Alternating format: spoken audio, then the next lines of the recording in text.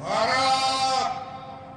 Под государственный флаг Российской Федерации и знамя Победы!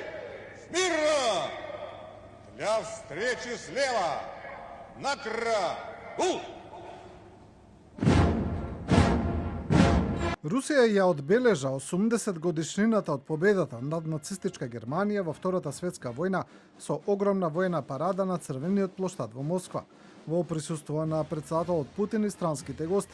Откако во последен момент своето доаѓање го откажаа лидерите на Азербејџан и Лаос, Путин на парадата нагости 27 шефови на држави, вклучувајќи ги претседателите на Кина, Бразил, Венецуела и Србија, додека од Европската унија дојде само словачкиот премиер Роберт Фицо. Заповедникот на руските копнени сили Олег Селјуков ја предводеше парадата на 11.000 војници, вклучувајќи 1500 кои се бореле во Украина. На парадата учествуваа и 102 кинески војници, како и воени контингенти од Северна Кореја, Виетнам и Монголија, додека руската војска покажа разни видови воена опрема. Обраќајќи им се на присутните, Путин кажа дека Русија се сеќава на лекциите од Втората светска војна, која ја спореди со денешната војна во Украина.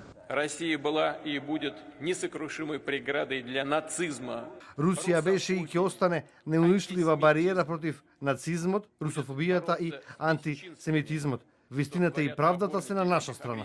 Целата земја и целиот народ ги подржуваат учесниците во специјалната воена операција во Украина. Според податоците, годинешнава парада била поголема од минатите, па ако пред 2 години учествувале околу 8.000 припадници, оваа година имаше околу 11.500.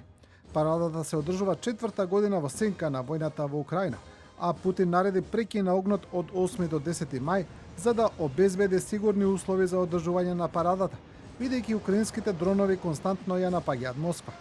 Откако првично одби да потврди дека нема да ја напаѓаат руската престолнина за време на парадата, американските медиуми објавија дека претседател Трамп извршил притисок врз Зеленски да се воздржи од напади.